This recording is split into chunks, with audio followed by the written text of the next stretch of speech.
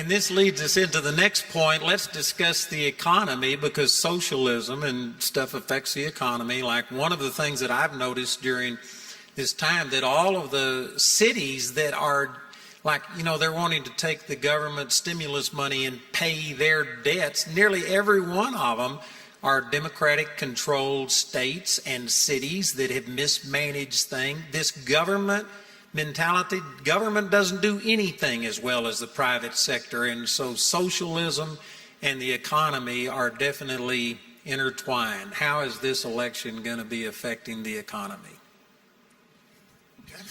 Well, people have said to me, well, capitalism is contrary to Christianity because capitalism is based on greed. And capitalism is based on selfishness. And Jesus was a socialist. Have you heard that one? Yeah. They've been selling that one for a long time. Well, here is why I am a dyed-in-the-wool capitalist and supporter of free enterprise, and why I believe it's completely consistent with Christianity. It is not that we believe that capitalism or free enterprise is perfect. There's no such thing as a perfect system. It's attributed to Churchill, but I don't really know whether he's the one who said it, but I'm sure you all have heard it. Capitalism is the worst system in the world, except for all the others. So it's not perfect, but it is the fairest and the most efficient way to distribute goods and resources that's ever been devised. I know that Bill can probably speak to this more definitely than I can, but the first experiment with socialism in America was a guy named Robert Owens during John Adams' presidency, who started a place called the New Harmony Society, and everybody's going to own everything in common, and everybody's going to have everything in common, and people were going to work at whatever level they felt comfortable, but then they would share and share alike. You know how long that lasted, don't you? And by the way, his own son, Robert Owens' own son, said, "My father had a nice theory, but it doesn't work." And this has been true throughout human history. It simply doesn't work. When you tell people that they have to work and most of what they have will be given to someone else because that's the fair thing to do, you disincentivize work. And everywhere it's been tried, they tried it in Russia, Soviet Union, they tried it in China, they tried it in Cuba, they tried it in Venezuela. They've tried it everywhere, and it produces mass starvation. Because people want to do the minimum they feel they need to do to take care of themselves and nothing more, because they're not going to be rewarded for it. And so free enterprise has produced what we call the United States of America. I mean, how can you argue with the difference? When China finally figured their people were going to starve if they didn't do something, Deng Xiaoping came up with, you know what, we're going to liberalize. We're going to start allowing people to own property. We're going to start having some free enterprise. And guess what?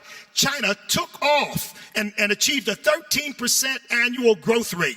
And of course, they're still growing, but of course, they maintain their totalitarian system, which means it's not really a free country, but nevertheless, free enterprise allowed them to grow. So folks, we can't, the Democrat Party has become a de facto socialist party, and they want from you to someone else because they determine that what you have is too much and what someone else has is too little, and they're going to take from you and give to them. And it's a failed system, and our young people really need to be taught that.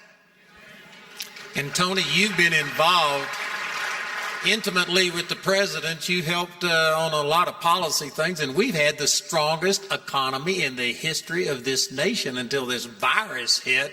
What's your opinion on this with the economy and the parties? Well, you're absolutely right. We saw the lowest unemployment rates, historic lows in unemployment rates, strong economy. But I want to just touch on what the bishop said about the issue of the fault lines in capitalism. There are fault lines. And in fact, what's happened, we've seen in the last decade where we see these scandals, on Wall Street. We see the exploitation of certain workers. It's happening. Part of the immigration issue is that the big companies, they want cheap labor.